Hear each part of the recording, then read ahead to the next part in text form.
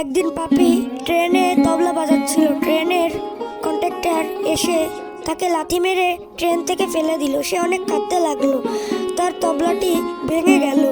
সে কুড়াল দিয়ে চলে যায় বনে এবং সে গাছ কাটে। অনেক কষ্ট করে সে বড় এক টুকরা কাঠ বাড়ি নিয়ে আসে এবং তার ছাল চামড়া ছাড়ায়। সে তা করাত দিয়ে কাটে এবং একটি শেপ বানায়। সে শেপ দিয়ে এখন সে লোহা পোতে এবং দড়ি পেঁচিয়ে সে নতুন একটি তবলা তৈরি করে। সে তবলাটি ঘষে সুন্দর বানায় এবং রাস্তায় বাজাতে থাকে।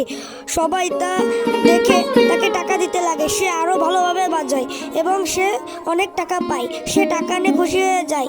সে পুলিশ ট্রেন অ্যাক্সিডেন্ট করলো।